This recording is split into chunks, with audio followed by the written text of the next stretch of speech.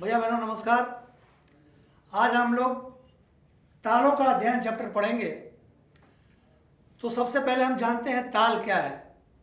आपको सबसे पहले चैप्टर में मैंने बताया था पारिभाषिक शब्द में कि गीत संगीत की गति को समान रखने के लिए ताल का प्रयोग किया जाता है। अगर ताल का प्रयोग गीत संगीत में नहीं हो तो कभी स्पीड ज़्यादा हो जाएगी, कभी कम हो जाएगी। गीत संगीत की गति आगे पीछे हो सकती है, तो उस गति को समान रखा जाए, जिस स्पीड से गीत संगीत चल रहा है वो बना रहे, इसके लिए हम लोग ताल का प्रयोग करते हैं। अब चूंकि हर गीत की स्पीड अलग होती है, गीत के शब्द के अनुसार से उसके संगीत की रचना होती है, तो उसमें ताल भी अलग अलग प्रयुक्त होते हैं। तो उसके आधार पे तालों को जो अलग अलग वर्गों में बांटा गया है, आज हम सब लोग तालों का अध्ययन करेंगे। जिसमें सबसे पहला जो आपको मैं बताने जा रहा हूं वो है तीन ताल। तीन ताल जैसा कि सुनने में लग रहा है कि इसमें तीन तालियों का प्रयोग होता है। इसे त्रिताल भी कहते हैं। इसमें तीन ताल में 16 मात्राएं होती हैं। इन मात्राओं को चार चार मात्रा के 4 विभाग में बांटते हैं। विभाग आपको पहले बता चुका हूं मैं कि ताल की मात्राओं को निश्चित नियम के साथ अलग अलग वर्गों में विभाजित करना विभाग कहलाता है।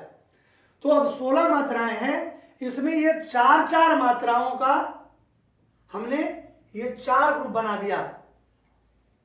1 2 3 4 5 6 7 8 9 10 11 12 13 14 15 16, ये चार चार मात्राओं का 4 विभाग हो गया। और आगे पहली मात्रा, पांचवी मात्रा तथा 13वीं मात्रा पर ताली एवं 9वीं मात्रा खाली होती है। अब ये खाली और ताली क्या है, ये भी पारिभाषिक शब्द मैंने आपको बताया था कि किसी भी ताल की पहली मात्रा सम कहलाती है। और सम का निशान क्या है, सम को हम कैसे पहचानेंगे, ये मल्टीपल का क्रॉस का निशान लगता है। तो किसी भी ताल की पहली मात्रा को सम कहते हैं। पहली मात्रा यहाँ ये धा है, धा के नीचे ये सम का निशान है। और एक और बात आई, खाली, 9वीं मात्रा खाली होती है। खाली, ये 9वीं मात्रा है खाली। खाली की परिभाषा बताई थी आपको कि ताल की वह मात्रा जहां ताली बजनी थी, बजनी चाहिए थी, लेकिन उस ताली के स्थान को छोड़ दिया जाता है, अर्थात उस मात्रे पे ताली नहीं बजाते हैं, तो वो मात्रा उस ताल की खाली हो जाती है। तो तीन ताल में 9वीं मात्रा क्या है, खाली है। और तीसरी ताली कहाँ है, 13वीं मात्रा पे। पहली ताली 1 पे, दूसरी 5 पे और तीसरी ताली 13 मात्रा पे होती है। और 9वीं मात्रा क्या होती है, खाली।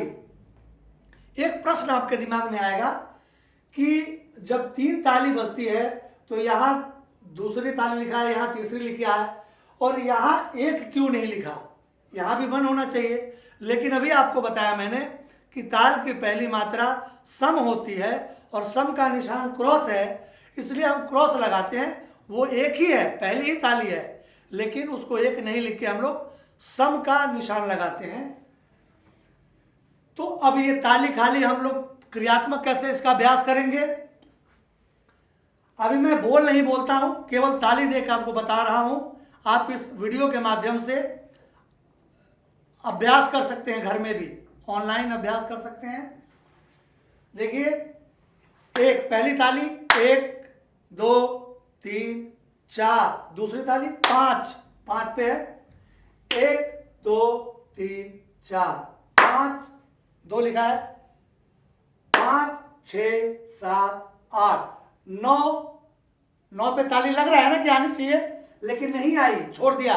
9 10 11 12 फिर 13 14 15 16, मतलब 9 पे ताली आनी थी लेकिन नहीं लगी। आपको देख के भी लगेगा कि हाँ 9 पे ताली आनी चाहिए थी। कैसे, 1 2 3 4 5 6 7 8 9 10 11 12 13 14 15 16 1। इस तरह से हम 3 ताल की ताली देते हैं। अब एक बार हम 1 2 नहीं, मात्रा नहीं गिन के जो 3 ताल का बोल है उसके साथ मैं ताली दे के आपको बता रहा हूं। आप इसका अभ्यास करेंगे। धा धिन धिन धा, धा धिन धिन धा, धा तिन तिन ता, ता धिन धिन धा धा। हम लोग सम दिखा के छोड़ते हैं, वन करके छोड़ते हैं। तो इस तरह से ताली का अभ्यास करेंगे आप लोग। धा धिन धिन धा, धा धिन धिन धा, धा तिन तिन ता, ता धिन धिन धा धा। ये हुआ 3 ताल। इसी तरह से तालों के अध्ययन में हम दूसरा जो ताल पढ़ेंगे वो है झपताल। क्या नाम है? झपताल। इसमें 10 मात्राएं होती हैं। इन मात्राओं को 2 तथा 3 के 4 विभाग में बांटते हैं। मतलब कि 2 और ये 3, फिर ये 2, फिर ये 3। क्या हो गया? ये 2 मात्रा, 3 2 5, 2 7, 3 10। इस तरह से झपताल में 10 मात्राएं होती हैं।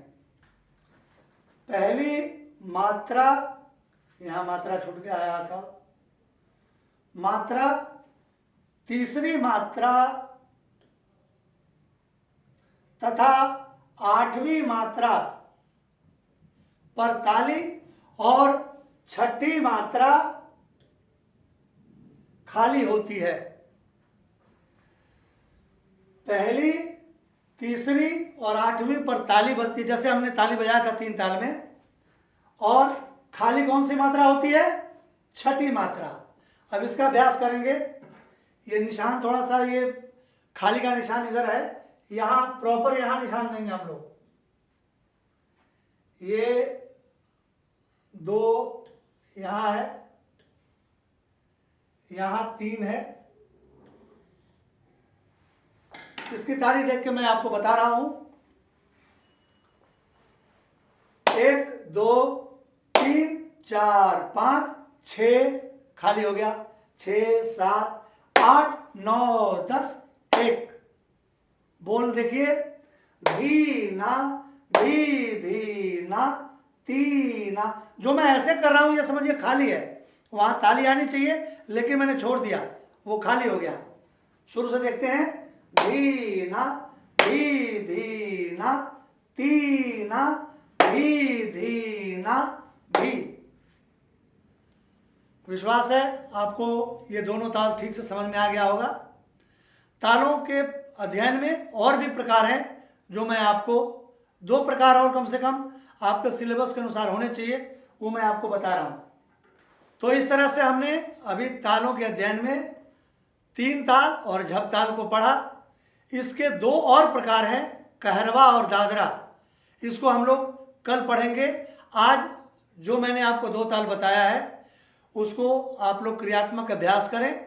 और अगला जो 2 प्रकार है, कहरवा ताल और दादरा ताल, हम अगले दिन पढ़ेंगे। नमस्कार।